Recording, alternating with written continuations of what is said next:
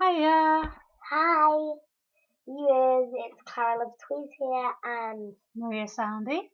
The Soundy sisters are going to do a review of Doctor Who episode Hard Water. So the first thing, we'll try and get through as many moments as we can, as quickly as we can. The first thing is that it starts off with Danny Pink's death. What did you make of Danny Pink's death? I thought it was really shocking. It was really unexpected. I thought that Danny Pink would just stay alive and he'd be in the Christmas special. And I've seen far too much TV, and I knew that the second Clara confessed her love for him, I saw that he'd die. But I was still heartbroken when it happened. Moving on to the next point, Clara was so heartbroken too. Oh man, the way that it showed her grief. She went out of her mind with grief, and the camera work, the montages, they showed it really, really well, and it broke my heart. What did you think, Claire?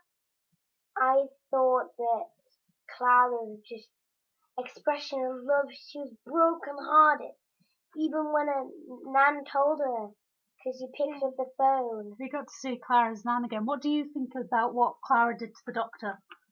I think he was terrible trying to and threaten with the keys and stuff. Yeah, she had a moment of grief and she blamed the Doctor for not being able to save Danny. So she basically threatened, she did. She acted out throwing the TARDIS keys into a volcano so that he'd lose his TARDIS. But the Doctor had made her into a sleep dream state, so it was all basically acting out your fantasy.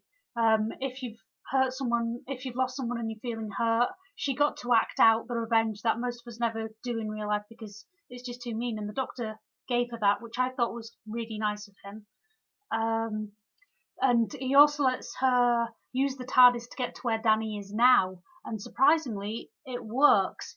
It takes them outside the Neversphere, which is cyberspace, isn't it, Claire? Yeah, cyberspace. What did you think about the Neversphere? Because I know you're religious, and did you worry about Doctor Who touching on the afterlife? No, I didn't worry very much. I thought it'd just be a Doctor Who twist. Yeah, I knew it wouldn't be anything overly religious. It would be more sci-fi than religious. And moving on to the person who works at the Neversphere, and that is Seb. I hate him. He is a jerk. What do you think of him? He is He's an evil butthead. My sentiments exactly. He's a bureaucrat. He's a paper pusher. But the worst thing is he knows. He's actually in the know, and he knows what's going on, and he's just being so blasé about it. In contrast to Dr. Chan. Oh, poor Dr. Chan. He was a doctor who his heart was in the right place. He wanted to help the dead. He wanted to help people. He wanted to give them closure. He was just a really nice guy, and that's why he had to die. I'm afraid has to happen in these kinds of shows. What did you think of Dr. Chan? He's really good, and can I just say something a bit funny as well? He's a really good guy. He just made me laugh when he pointed out Yeah, swearing on the psychic. yeah, he was the one who projected the swearing on the Doctor's psychic paper. He read it, and when the government official, he also read a few swear words there. He saw swear words, which was quite funny. But let's move on to Danny's afterlife experience. I think meeting the boy that he killed, it's been hinted at throughout the entire series that he killed someone before, whilst he was a soldier, before he became a teacher. And I knew that the person killed would be completely innocent, because they always are in TV shows. And I think it was Danny's subconscious that was letting him meet the boy. I don't think the boy was actually there. I don't think he was harvested for parts. But I think it was heartbreaking for me to watch it. I could see it coming, but it was my heart really breaks for Danny. He's a good man, and what do you think about Danny's afterlife experiences? It was pretty cool when he just woke up and then saw whole landscape. Yeah, you got to see the Neversphere, and it was the effects are pretty impressive, actually. And it's so full of details, including something that we missed, something that the Doctor missed. And I can't believe that I missed it too. And I only saw it on the second viewing, and I've heard Miss's name throughout the entire season, and it still didn't click. But the thing that we missed with the design of the mausoleum, the Doctor was convinced he missed something. I missed like a billion things, because there's the thing about Doctor Who is that it's got a whole past to use, and it's got lots of gags and lots of details that are easy to miss the first time. I missed that the windows had Sideman tear ducts in them, and it's just so obvious, especially since we've been spoiled, so we kind of knew what was coming, and yet I still didn't see it coming. What did you think about the whole? Was it a surprise to you? Yeah, there was like a cyber talk thing. And you've seen it on the original designs of the Sideman, like the 10th. We should have seen what was coming. And speaking of they should have seen it coming, hiding in plain sight. The episode is called Hard Water, and hard water is a substance that it basically allows the Sidemen to hide. That's what it is. It only shows organic matter. So the entire episode we see these skeletons, these creepy skeletons that move. What did you find? The head even moved. I was like so shocked the first time I saw the head when I. Yeah, it was pretty creepy, but the creepy thing is that the skeletons aren't the creepiest thing. It's what the water is hiding. The water is hiding, it's only showing the organic matter, and it's hiding the fact that they're Cybermen, which is, I think that's so cool. It is really cool. And another thing that's been hiding in plain sight all along, and this is, really should. I did guess it, but I didn't realise, I didn't click with the name. Is that Missy is the master? Missy is the master. I mean, I knew when she said that the Doctor was her boyfriend, because nobody else would. But it's sort of the mistress as well. Yeah, Missy, short for mistress, and she is the master.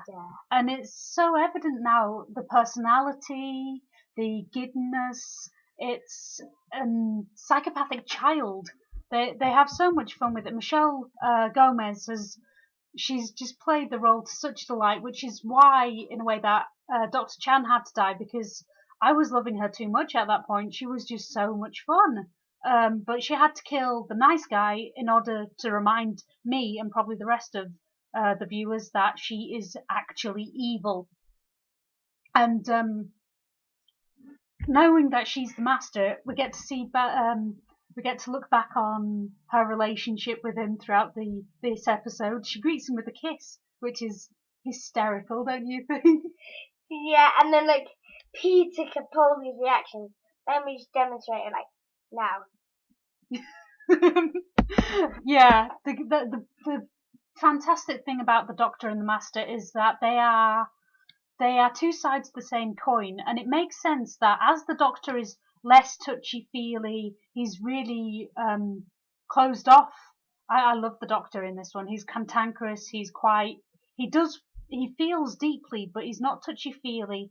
And whereas this Master is more giddy, more playful, more touchy. So it makes sense that as the Doctor's changed, the mistress gets even more touchy-feely. So I love how this is going to expand on the relationship that they already have. So to sum up, what are your thoughts on Hard Water? Don't trust anyone.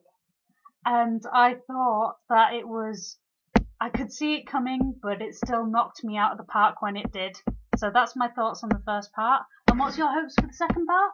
I really hope that Danny doesn't press the button, and I really hope that Missy gets out and gets to do say after we've had the cliffhanger, we go part 2 before we get the credits. She goes,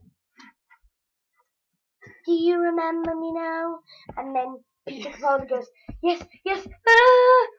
Yeah, I think You are the master. what Claire wants to see is she wants to see John Sims' master regenerate into Missy, and I think that would be cool, but I don't think that's going to happen. And she also wants to see she wants to make sure that Danny doesn't become a Cyberman, and I don't think he will because Danny is a really good guy. He's he's such a nice guy, and I think the importance of seeing the boy as he was making the decision whether to delete his emotions. Danny saw the boy he killed in the reflection of the iPad, and I think he'll realize, like the Doctor when he destroyed Gallifrey, that guilt made him become a better man because he's been trying to save everybody ever since. And I think Danny realizes that even though he's done this horrific thing, and even though being human hurts, the guilt hurts, I still don't think he will delete his emotions in order to become a Sideman. I hope not anyway, because I love him. I don't see how they can bring back his body, but perhaps I can possibly see Clara living with him in cyberspace, like River does in the library. And that's my hope for the finale. And I don't want Missy to die. I want her to escape, and they can keep having this glorious nemesis relationship that they've had for the past for decades long. It can't end. And then I really hope that she turns, like, if Peter Capaldi is his final regeneration, he turns up like the 10th Doctor in their final regeneration episode. That'd just be epic. It'd be a repeat.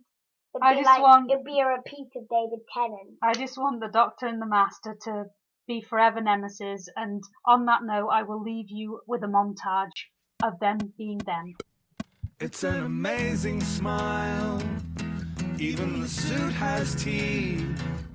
Everything flash and guile, with nothing underneath except a small black heart that no one sees but me.